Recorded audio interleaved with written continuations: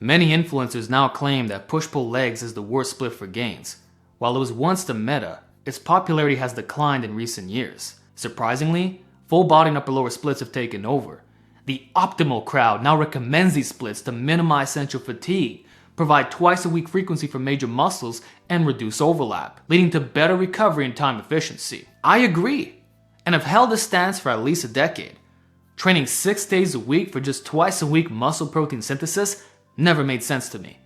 I would not recommend the classic push-pull legs, typically done in a 3-on, 1-off cycle. That said, it's misleading to say this is the only way to run push-pull legs, and that's what's missing in this discussion. There are in fact modified versions that fix the common issues, optimizing recovery while still having muscle priority. So if you like the concept of push-pull legs, but don't want to train 6 days a week or constantly feel beat up from it, listen up. The best variation by far is the Jordan Peters style, a push-pull off, legs off repeat cycle. This gives you 5 days of recovery between major muscle groups, creating an asynchronous split, meaning each week looks a little different. You get 1.5 to 2 times frequency per week, without the unnecessary 2 days of rest you'd find in typical bro splits. This accounts for muscle damage and joint recovery, which can take up to 96 hours to fully recover depending on your training intensity, volume, and overall strength. See, a normal push-pull legs routine often leads to inconsistent performance when simply adding a rest day before and after the leg day would solve everything. The 2-on, 1-off, 1-on, 1-off cycle is much more practical. The well-placed rest days allow for complete recovery, not just for muscles, but for tendons, ligaments, and your nervous system, which don't recover equally and as quickly. It's not just about muscle protein synthesis, which only lasts up to 48 hours. This split also eliminates concerns about exercise overlap while maintaining similar training frequency. It's not once a week. So less bad workouts are guaranteed, and you don't lose your momentum or training groove. The reality is, if you train hard, lift heavy, and focus on length and movements, you may find that 5 days of recovery becomes incredibly useful, even with lower volume. This split builds that in automatically. While not needed for novices, for actual trained lifters, it can be a game changer. You won't need to worry about gigabulking or perfect programming with varying percentages and exercise blending. Periodization becomes less of a hassle. You can afford to be more flexible with your program. Although, you should still do your best to properly manage these variables. With classic push-pull legs off repeat, you get the same muscular recovery time as an upper-lower split, but with far more central fatigue. This is a big deal and is the X factor. You're training an extra day at both ends of the rotation, which isn't the same as 2-on, 1-off, where you'll always feel fresher. Plus, with 6 days of training, especially with axial loaded exercises, there's more overlap that bleeds into subsequent sessions, deepening the recovery hole. By the time you reach push day, you need to be cautious with movements like standing overhead press, as your upper back and spinal rectors may still be fatigued. Bracing becomes an issue. Then comes back day, where you're still not fully recovered, followed by leg day, the hardest workout of the week, where now you're already exhausted. This is why machine-based leg training is often paired with push-pull legs, which limits your exercise selection. Another con. Now what's crazy is that just one rest day could eliminate the lingering fatigue and avoid potential problems during the second workout of the 6-day cycle. Under recovery leads to burnout, which is why so many lifters end up quitting the split. It creates a compounding effect where you never truly get a break.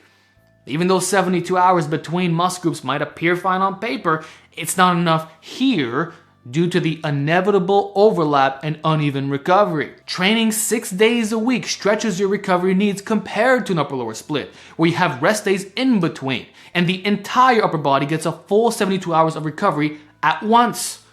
This is massively overlooked. Even with an upper-lower push-pull hybrid split, the order of workouts is crucial. The week should start with upper-lower to prevent uneven recovery between back and legs by the end of the week. For example, if you pull on Tuesday, Thursday's upper workout only gives your back 48 hours of recovery, while your pressing muscles got 72 hours. So by leg day, your back is still fatigued, making the workout feel heavier. Similarly, the 6-day push-pull leg split also leads to uneven recovery for the back and legs. Back to back doesn't help, but more importantly, If you do legs on Wednesday, your next pull day is on Saturday, giving certain portions of your back only 2 days of recovery, while pressing muscles get 3 days. If you push on Monday, you're pushing again by Friday. By design, it's not a balanced split. The goal should always be to enter each workout as fresh as reasonably possible. You have one nervous system, and compounding fatigue is a major performance killer. It reduces work capacity, limits your ability to recruit high threshold motor units, and increases the risk of overreaching, which forces more frequent deloads. Imagine spending 6 days in the gym, only getting twice a week frequency, and still not feeling your strongest. Now you know why push-pull legs didn't work for you. Whereas with the Jordan Peters push-pull off, legs off repeat split, you'll never feel exhausted going into leg day or dragging through any workouts for that matter. Plus, you get much better overall recovery, especially for the upper body, which is by far the most underrated benefit of all. That's why I specifically recommend this split. That should be the one takeaway of this video. Now, you're training pressing movements every 96 hours in between instead of 72, giving you the flexibility to push that much harder. Whether you're focusing on weighted stretching or overloading with the max effort method, you won't need to split sessions into heavy and medium days because you'll constantly be able to handle your maximum recoverable volume per workout. With this enhanced recovery, you can train closer to failure without worrying about muscle damage or leaving too many reps in reserve. As you get stronger, you might find you need those 5 days of recovery, so why not use a split that naturally supports that? If you're tired of overthinking how to balance everything, this split is the solution. And just to say, it worked wonders for me during my bulk last year. You saw the results. A 315 times 10 bench press, 315 times 7 reverse grip bench, 255 weighted dip, 325 times 10 good morning, 600 pound deadlift again, 245 times 2 seated overhead press, and a 4-plate chin up, all while bulked. And now that I'm bulking again and regularly hitting big numbers, I'm going back to this split because I really value that 96 hours of rest between strenuous pressing sessions. So if you love training balls to the wall with heavy ass weights, using the 2 sets per exercise method and hitting 6 to 8 sets per body part, including indirect sets, then 5 days of recovery is a unique sweet spot. Take it from experience. You'll never go into a session with sore elbows or shoulders. Every session will be strong, and you won't be tempted to skip a leg day. It almost feels like a break, even though it's still intense. With how hard I train, it's becoming tougher to bench in the high 3s every week with 72 hours of rest. It's still doable, don't get me wrong, but it can be hit or miss at times, and your recovery needs to be damn near perfect. That's my point.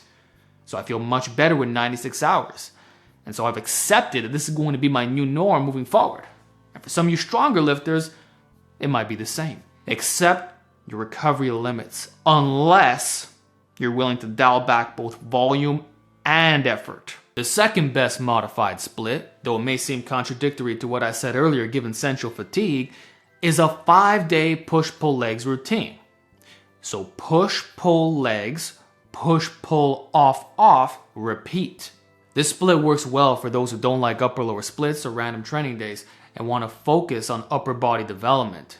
By Thursday or Friday, you might feel more tired, yes, but each muscle group gets full attention and you get 2 full days of recovery over the weekend.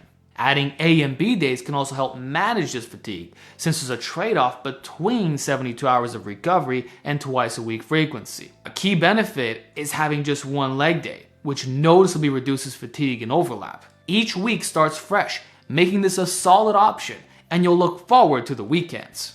Alternatively, for a simpler bro approach, you could try push-pull off, push-pull legs off, repeat. If you're tempted to skip leg day and do an endless push-pull off repeat, please don't. At least hit legs every other week on either Wednesday or Saturday. That's how you auto-regulate it, and you'd be surprised how easy it is to maintain your legs. When I've run this setup, which you saw during the Road to Shredded, I sometimes add hip hinges like Romanian deadlifts on pole day, as long as leg day wasn't the next day, to create a density day. Again, you see the Jordan Peters influence here. This adds overlap in a non-destructive way. And if you want even more indirect frequency, You can try what Basement Bodybuilding did to build his 18-inch arms, which is probably the best. Stick with the 5-day version, but pair push with biceps and pull with triceps. So now you won't need a dedicated arm day.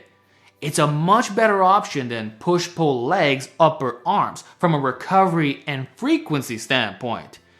Arms get hit 4 times a week indirectly and major muscles twice, making it a hardcore yet efficient setup. It's like a bro split but with optimized recovery and frequency for these key muscle groups. Perfect if you're torso dominant. For leg day, there's one caveat. Treat it like a true bro leg day. Since you're only hitting legs once a week, make sure the volume is high. So if you normally do 4 to 6 sets twice a week, instead hit 8 to 12 sets in one session to maintain total volume. Research shows that when volume is equated, there's no significant difference in hypertrophy, all mechanisms aside. So keep that in mind. When training this way, don't leave a ton of reps in reserve or neglect deep ranges of motion, so your exercise selection should naturally be more stimulating. Therefore, push-pull legs isn't dead. It's the old 3-on-1 off that's outdated. That version is the worst of all worlds. You're practically living in the gym for no added benefit. Always tired and dealing with inconsistent recovery. With my modifications, you don't need to completely overhaul your workouts. Any basic template will work, but I'll briefly cover how I'd structure it. As usual, stick to 2 sets per exercise with 2 to 5 minutes of rest between sets. On push day, perform 2 to 3 pressing compounds, an optional chest isolation, followed by 2 triceps isolations and 1 delta isolation. A workout can be bench press, weighted dip, military press, JM press, dual cable push down, and Lou raise. For back day, perform 3 compound pulling movements, either 2 vertical pulls and 1 horizontal, or vice versa. Check out my recent back training guide to see what's most applicable for you. Then add 2 biceps isolations and 1 optional rear delt or lat isolation. A workout can be weighted chin up, lat pull down, seal row, hammer curl, and cable curl. Be mindful that some muscles may have been partially worked the day before due to secondary movers or stabilizers, like rear delts on pull-aparts, or dead hangs on vertical pulls, which also engage the pecs, and pullovers too, so watch out for potential overlap.